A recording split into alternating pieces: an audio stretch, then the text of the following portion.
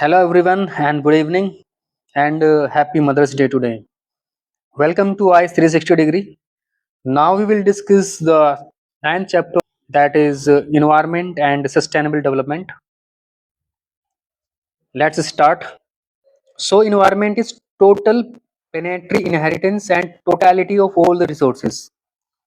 In simple words, आप कह सकते हैं कि all biotic plus abiotic factors, including all the resources, इनको मिलाकर के environment बनता है. तो it's called environment. Biotic plus abiotic factors and resources equals to environment. Functions of environment. First one is supply of resources. For example, primary, secondary and tertiary sector के लिए resource provide कराना in the form of raw material. Second one is assimilation of waste. जो भी waste product हमारे environment में generate होता है due to human activity, उसको बैलेंस करना, उसको यूटिलाइज करना. Third one is sustaining life. Life को सपोर्ट करना for all the flora and fauna, means जितने भी जीव जंतु हैं, पक्षी हैं, पेड़ पौधे हैं. Aesthetic and recreational functions. It means काफी ऐसे प्लेसेस हैं हमारी अर्थ पे जो कि घूमने के लिए यानी टूरिस्ट प्लेस के लिए काफी बेहतर है, जिसको जन्नत कहा जाता है. फॉर एग्जाम्पल हमारा Kashmir. And finally is support for biodiversity. Biodiversity को बैलेंस करने में इन्वायरमेंट का सबसे इंपॉर्टेंट रोल है. Ozone layer depletion. क्या है ओजोन लेयर डिप्लीशन?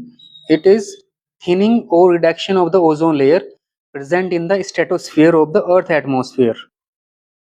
इन very simple words, ozone layer जो कि हमारी स्ट्रेटोस्फीयर में प्रेजेंट है, उसका पतला होना, उसी को हम बोलते हैं ozone layer depletion. What is the function of ozone layer? हमें यानी ह्यूमन बीइंग को यूवी रेडिएशन जो कि सन से आ रही होती है उससे प्रोटेक्ट करना. क्या होता अगर यूवी रेडिएशन डायरेक्ट हमारे अर्थ एटमॉस्फेयर में एंटर कर जाती? उससे 100% पॉसिबिलिटी होती ह्यूमन बीइंग में स्किन कैंसर होने की. तो ओजोन लेयर काफी इंपॉर्टेंट है for human being. What are the causes of ozone layer depletions? कौन कौन से रीजन है ओजोन लेयर डिप्लीशन होने के? First one is release of chlorofluorocarbon used in refrigerator and air conditioners, halogens used in fire extinguishers, industrial chemicals and aerosols, nitrogen oxides released from industries and vehicles. So these are the main causes for depletion of ozone layer. Prevention measures, वो कौन कौन से initiatives हैं, steps हैं जो कि government of India and other countries को लेने चाहिए? For example, ban on CFC under Montreal protocol. CFC को बैन करना चाहिए under Montreal protocol. Use of eco friendly products, reduction in harmful industrial gases, promotion of environmental awareness. इससे related आपको ये question attempt करना है. Discuss the important function of the environment and which function of environment involve absorbing waste. State of India's environment 2026 report. ये report centre for science and environment यानी CSE के द्वारा release की जाती है. और according to this report, India is facing very serious environmental crisis. तो आपको ये याद रखना है कि ये रिपोर्ट किसके द्वारा रिलीज की जाती है. ये एक एक्स्ट्रा पॉइंट है. इन 2025 में 99% ऑफ द डे इंडिया में heat waves, floods, heavy rainfall, cyclones, lightning and droughts देखने के लिए मिली थी. Factors responsible for land degradation यानी भूमि क्षरण के लिए जिम्मेदार कारक.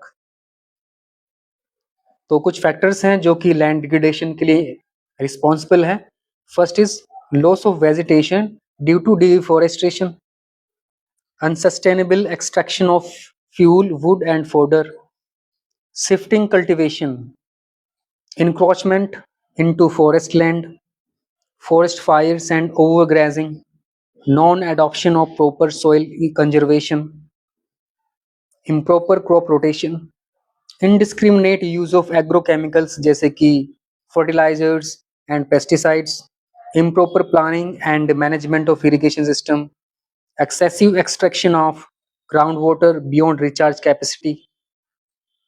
आप पानी तो बहुत क्वांटिटी में निकाल रहे हो ग्राउंड वाटर से, लेकिन उसको रिचार्ज होने का टाइम नहीं दे रहे हो आप। Open access resource exploitation, poverty among agriculture dependent people. तो ये कुछ इंपॉर्टेंट फैक्टर्स हैं फॉर लैंड डिग्रेडेशन, ये आपको याद रखने हैं। सस्टेनेबल डेवलपमेंट, ये टॉपिक हम पहले भी डिस्कस कर चुके हैं। सस्टेनेबल डेवलपमेंट मीन्स जो भी आपके पास अवेलेबल रिसोर्सेज हैं आप उनको इस तरह से यूटिलाइज करो, आप उसका इस तरह से यूज करो कि आने वाले जनरेशन भी उनको यूज कर सकें। It's called sustainable development. ये जो कॉन्सेप्ट है world commission on environment and development, जो कि ब्रुटलैंड रिपोर्ट 1987 से निकल के आया था, उसके द्वारा पॉपुलराइज्ड किया गया in all over the world. तो ये याद रखना है आपको। इंपॉर्टेंस ऑफ सस्टेनेबल डेवलपमेंट, क्या क्या इंपॉर्टेंस है सस्टेनेबल डेवलपमेंट के। First one is ecological balance, conservation resources for future generation, reduce pollution and environmental degradation, promote long-term economic growth, and improves quality of life. So these are the importance of sustainable development. What are the strategies for sustainable development? ये strategies आपको याद रखनी है sustainable development को promote करने के लिए।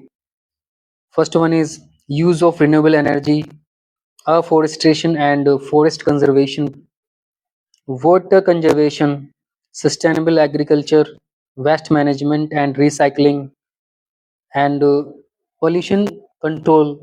ये कुछ स्ट्रेटजीज हैं आपको याद रखनी है। आपके यूपीएससी, आईएएस, पीसीएस में काफ़ी इंपॉर्टेंट पॉइंट्स हैं, ये आपको याद रखने हैं। ये देख लेना आप।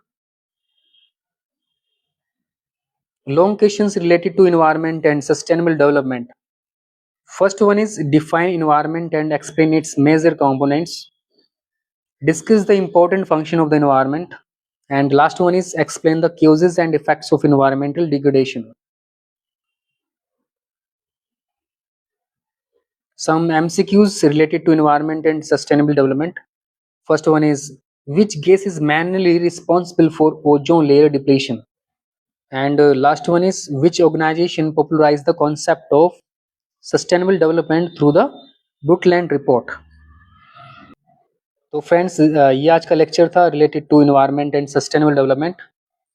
Thank you and thank you so much.